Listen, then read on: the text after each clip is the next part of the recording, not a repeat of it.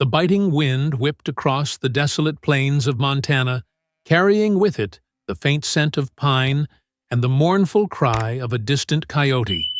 Inside a modest, weather-beaten cabin, nestled amongst a cluster of snow-dusted trees, sat Silas McKinley. At 63, his frame was still sturdy, a testament to years of military discipline, but his shoulders carried a weight heavier than any rucksack he'd ever shouldered.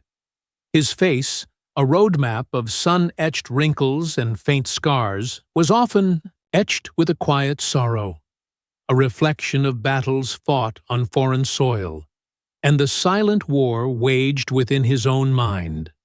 20 years. 20 years had passed since he'd traded the roar of fighter jets for the sigh of the wind, the camaraderie of his squadron for the isolating silence of retirement. 20 years since he'd last worn the uniform, yet it felt like yesterday, the memories as sharp and unforgiving as shattered glass. The faces of fallen comrades, the deafening explosions, the acrid smell of burning fuel, they were constant companions, unwelcome guests in the quiet sanctuary he'd sought in this remote corner of the country. He'd come to Montana seeking solace, a place where the vastness of the landscape might somehow dwarf the immensity of his internal turmoil.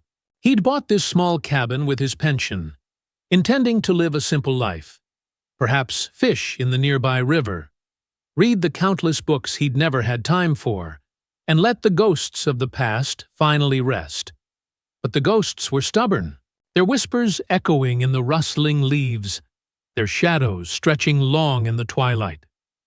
One particularly bleak morning, a stray dog, ribs showing and eyes filled with a desperate hunger, had wandered onto his property. Silas, a man who had learned to build walls around his emotions, found himself inexplicably moved by the creature's vulnerability.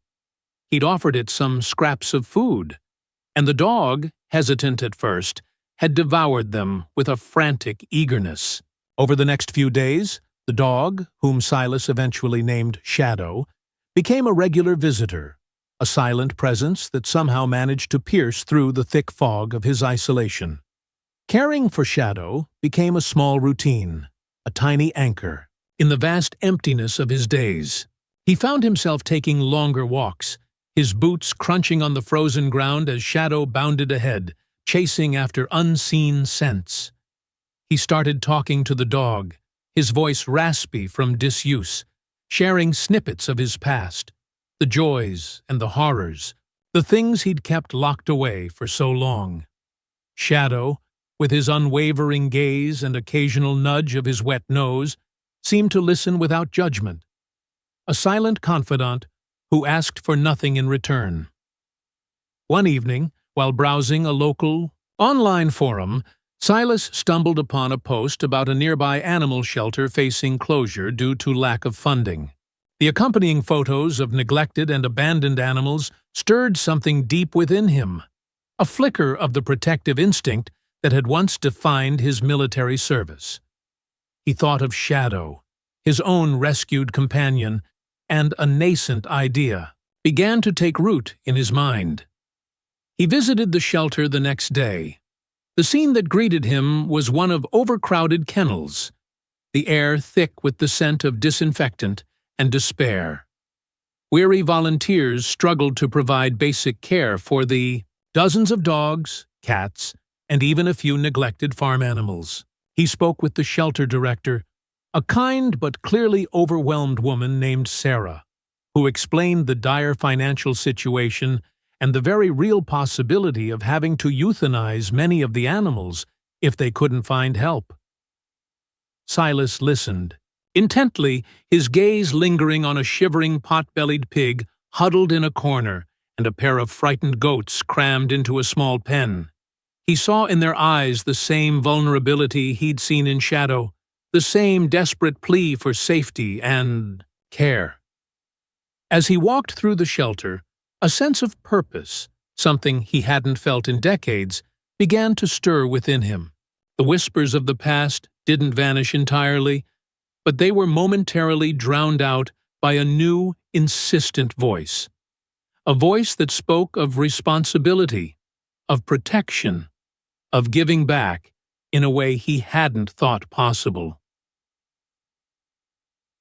Over the next few weeks, Silas found himself drawn back to the shelter again and again. He started by volunteering a few hours each day, cleaning kennels, feeding animals, and offering what little comfort he could. He was surprised by how much he enjoyed the physical labor, the simple act of caring for these defenseless creatures. The animals, in turn, seemed to sense his quiet kindness, their initial fear giving way to tentative trust. He found a particular connection with a blind old mare named Bess, her gentle nuzzles against his hand a balm to his wounded spirit. One day, Sarah approached him with a hesitant proposition. A local farmer was struggling financially and was threatening to sell off his small herd of sheep and goats to a slaughterhouse. The shelter simply didn't have the space or the resources to take them in. Silas looked at the worried faces of the volunteers and the anxious bleating of the animals in the overcrowded pens. The image of Bess, her sightless eyes trusting his touch, flashed through his mind. That night, Silas lay awake in his cabin, the Montana wind howling outside. He thought of the countless lives he'd witnessed extinguished during his time in service, the senseless violence, the feeling of helplessness. He thought of Shadow, curled up on the rug beside his fireplace, a testament to the transformative power of a single act of kindness. He thought of Bess, her gentle strength a silent inspiration. He knew what he had to do. The next morning, Silas met with Sarah and the shelter board. He proposed a radical idea. He would use a significant portion of his savings to purchase a larger piece of land outside of town and establish a sanctuary specifically for rescued farm animals, animals that often had nowhere else to go. It wouldn't be easy. It would require a significant financial investment and a complete shift in his quiet, solitary existence. But the thought of providing a safe haven for these vulnerable creatures, of giving them a chance at a peaceful life, resonated with a depth he hadn't felt in years. The shelter board was stunned by his generosity. Sarah's eyes filled with tears. The whispers of the past still lingered, but now they were accompanied by a new sound. The hopeful bleating of lambs, the contented clucking of hens, the gentle sigh of an old mare finding rest in a safe pasture. Silas McKinley, the retired Air Force veteran seeking solitude in the Montana wilderness, was about to embark on a new mission, a mission of mercy, a mission of healing, not just for the animals, but for himself as well. The vast, empty landscape of his retirement was beginning to fill with the promise of purpose, one rescued creature at a time. The second act of his life was about to begin, not with the roar of engines, but with the quiet whispers of redemption.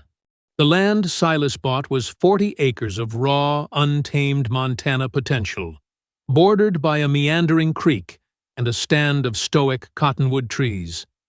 It was also 40 acres of neglect. Fences sagged like weary soldiers, their barbed wire rusted and broken. The main barn, a once proud structure, stood with a pronounced lean, its roof a patchwork of missing shingles and gaping holes that stared up at the vast, indifferent sky. Overgrown thistle and cheatgrass choked the fields where lush pasture should have been. It was a daunting canvas, a project that would have sent a younger, less determined man running. But for Silas, the sheer scale of the work was a blessing. Physical exhaustion was a welcome anesthetic for a mind that never truly rested. His first residents arrived on a crisp autumn morning, a small flock of sheep and a handful of mischievous goats, the very animals that had catalyzed his decision. The farmer, a man named Henderson with worry etched deep into his face, watched as Silas carefully guided the animals into a makeshift corral. "You're a good man, McKinley," Henderson said. his voice thick with emotion as he handed Silas a worn leather-bound ledger. "Here's their records. Names, ages. They're good animals. Just fell on hard times." Silas simply nodded, the gratitude in the farmer's eyes more than enough payment. Those first weeks were a clumsy dance of trial and error. Silas, a man who could dismantle and reassemble a jet engine blindfolded, found himself utterly bewildered by the stubborn logic of a goat named General MacArthur, who seemed to view every fence as a personal challenge. He learned that sheep were not the docile followers of lore, but complex individuals with their own pecking order. He spent his days hauling water, mucking out stalls, and poring over books on animal husbandry late into the night. His hands, once calloused from mechanics and weaponry, grew rough with the toil of a rancher. The work was relentless, bone-achingly hard, but with every fence post he set, with every trough he filled, a small piece of the wall around his own heart crumbled away. He named the sanctuary the Last Refuge. It was a nod to their final stop, a place of safety when all other options had run out. It was a name that resonated with his own journey. Sarah, the shelter director, became his staunchest ally. She organized weekend volunteer groups, bringing energetic college students and kind-hearted retirees who arrived with hammers, paint, and donated bags of feed. Among them was a young veterinarian just starting her practice, Dr. Eris Thorne. Bright, compassionate, and deeply impressed by Silas's mission, she offered to provide care for his animals at a reduced cost. "What you're doing here, Silas? It's important," she told him one afternoon while checking on Bess, the blind mare he had officially adopted from the shelter. Her words, simple and sincere, chipped away at the isolation he had cultivated for so long. Another unexpected ally came in the form of Hank, a local handyman and fellow veteran who lived a few miles down the road. Hank was a gruff, taciturn man who initially viewed Silas's project with deep skepticism. "Heard you're building an old folks' home for barn animals," he'd grunted one day, leaning against his pickup truck. But after watching Silas single-handedly wrestle a massive support beam into place on the failing barn, Hank's skepticism turned to grudging respect. He started showing up unannounced, a toolbox in hand, offering gruff advice and skilled labor without ever being asked. A silent understanding passed between the two men, a bond forged in shared experience and the unspoken language of service. As autumn bled into winter, the last refuge began to take shape. The fences were taut, the fields were slowly being cleared, and the barn, thanks to Hank's expertise, stood straighter. The animal family grew. A trio of pot-bellied pigs, a flock of rescued chickens, and even a one-eyed donkey named Cyclops joined the sheep and goats.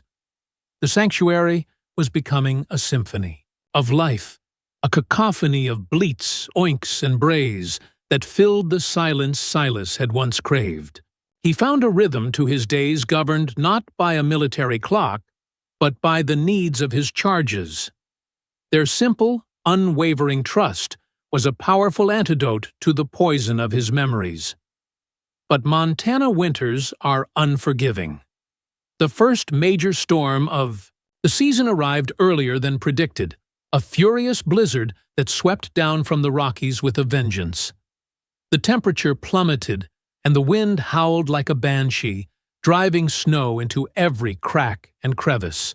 Silas, Eris, and Hank had worked frantically to prepare, securing the animals in the main barn, but its newly patched roof had not yet been fully sealed. As the storm raged into its second night, a section of the old roof, weakened by the sheer weight of the snow, gave way with a sickening groan. A torrent of snow and freezing wind blasted into the barn, directly over the pen holding the sheep. Panic erupted among the animals. Their frightened cries were almost lost in the roar of the eye thief. "Wind! a sound that transported Silas back to the deafening chaos of a combat zone.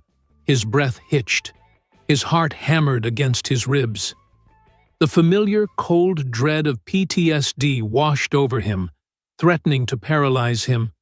The smell of wet hay and terrified animals mingled with the phantom scent of cordite and jet fuel. For a terrifying moment, he was no longer in a barn in Montana. He was back in the desert, helpless, watching things fall apart.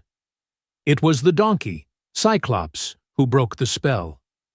The animal let out a loud, piercing bray, a sound so absurdly out of place in Silas's flashback that it shattered the illusion. He saw the genuine, present-moment fear in the animal's eyes. He saw Eris struggling to calm a panicked goat, her face pale in the dim lantern light. He saw Hank, already on a ladder, assessing the damage with a grim expression. These creatures, this place, these people, they were his responsibility now. This was his squadron, a switch flipped inside him. The training, the discipline, the ingrained instinct to lead in a crisis, all came flooding back. "Hank!" he yelled over the din, his voice a commander's bark. "We need to create a secondary barrier. Eris, get the sheep moved to the far stalls. We'll use the empty feed sacks and tarps to block that opening." He moved with a sureness he hadn't felt in years, his actions precise and decisive. He directed the frantic effort, his mind sharp and focused, pushing back the encroaching shadows of the past with the urgency of the present. They worked for hours, a small, determined team battling the fury of the storm. They stacked hay bales, nailed tarps over the gaping hole, and moved the shivering animals to the most sheltered corner of the barn. Silas, soaked to the bone and, shivering with cold, moved among the animals, his calm presence a reassuring anchor in the chaos. He spoke to them in low, soothing tones, his hands gentle on their trembling bodies. By dawn, the storm had broken.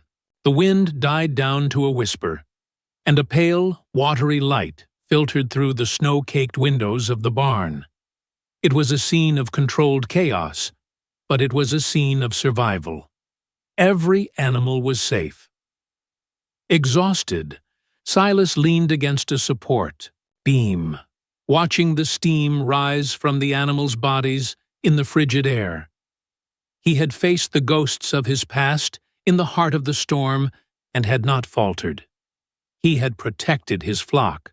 Looking at the weary but determined faces of Eris and Hank, and the trusting eyes of the creatures he had saved, Silas McKinley felt a profound sense of peace settle over him. He wasn't just a retired veteran hiding from the world anymore.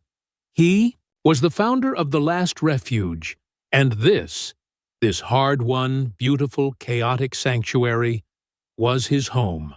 Spring arrived in Montana not as a gentle suggestion, but as a bold, undeniable declaration.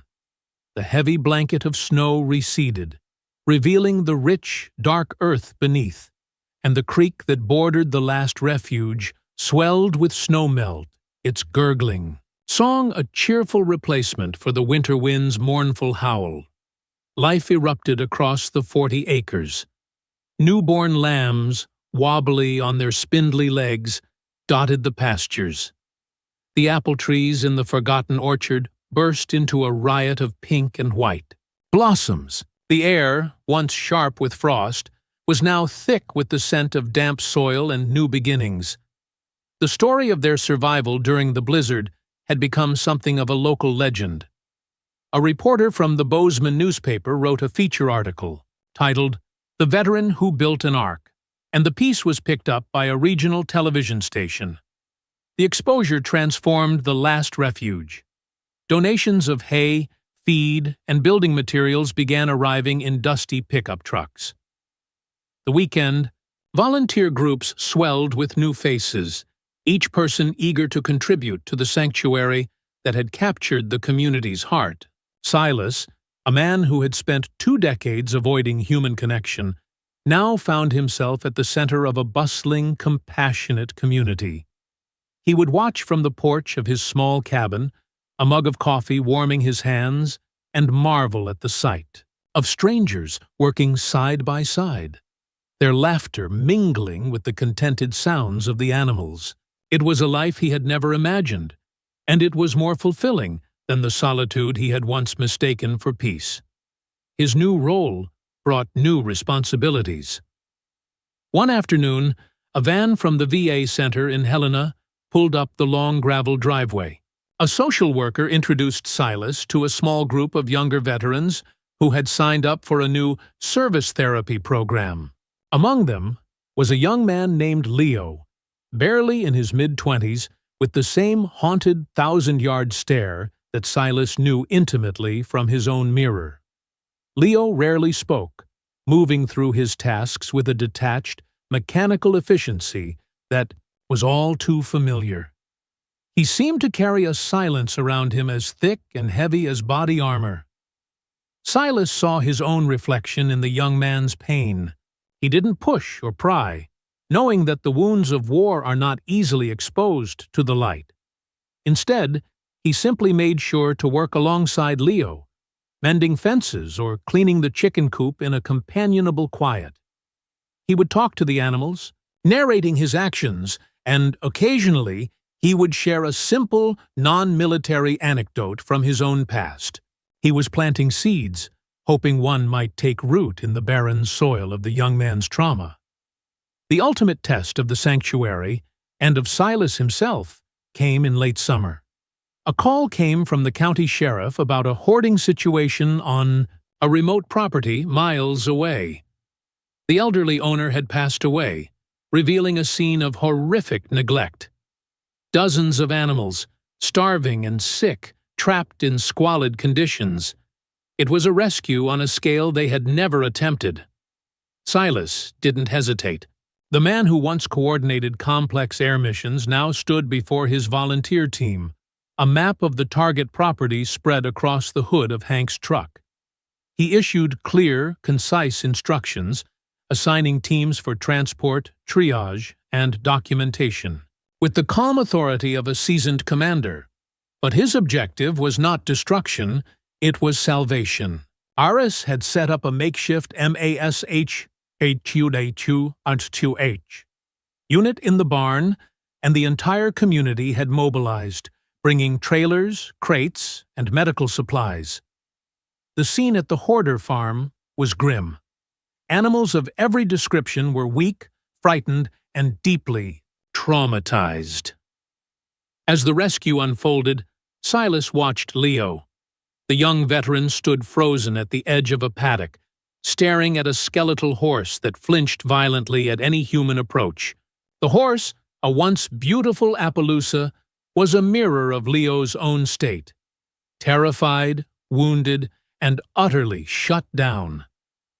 Silas walked over and stood beside him, not speaking for a long moment. "She's scared," Silas said quietly, his eyes on the horse. "She doesn't know we're here to help.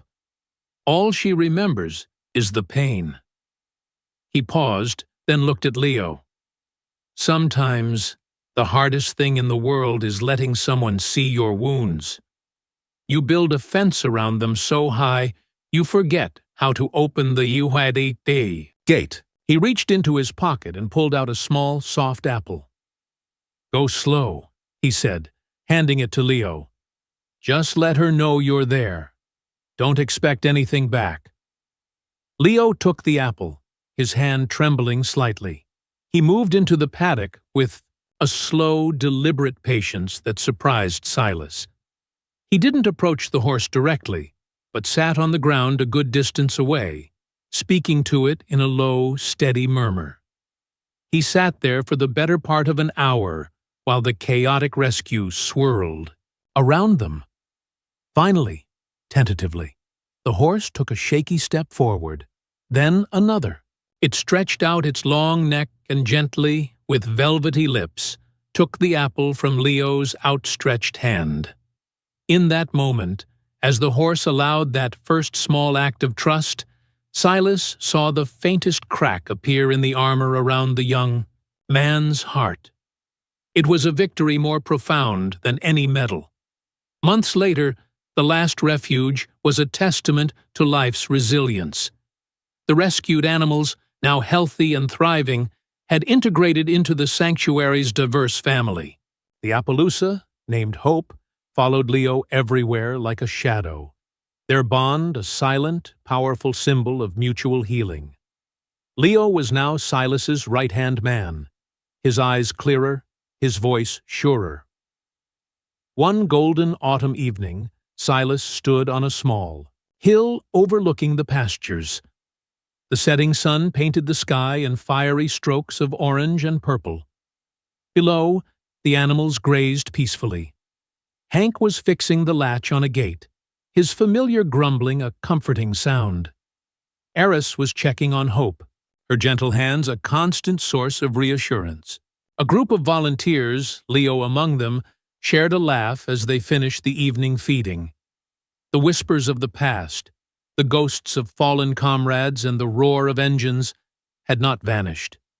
They were a part of him, scars on his soul that would never fully fade, but they were no longer a deafening cacophony. They were quiet now, distant echoes in a life filled with the vibrant, present-tense sounds of his sanctuary.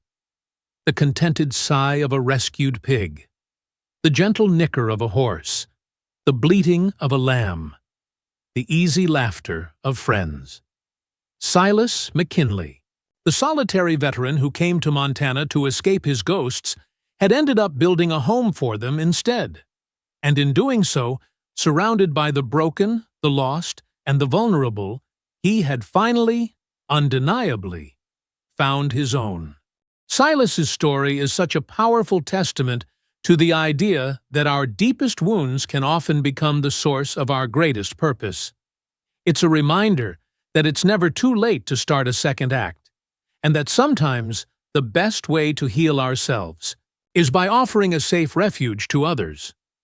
What part of this journey resonated with you the most? Was it the quiet courage it took for Silas to start over? Or the incredible healing power of the human-animal bond? We would be truly honored to read your thoughts and reflections in the comments below. And if you have a story of a second act that has inspired you, please feel free to share it with our community. If this story moved you, giving this video a like is a wonderful way to help it reach more people who might need a message of hope. And of course, please subscribe to the channel and turn on notifications so you don't miss out on our next story of the human spirit's incredible resilience. Thank you for being here with us today, whatever chaos you may be navigating in your own life. May you find your peace in the quiet moments, and may you always hold on to the hope that, just like in the hills of Montana, a new spring is always waiting to break through.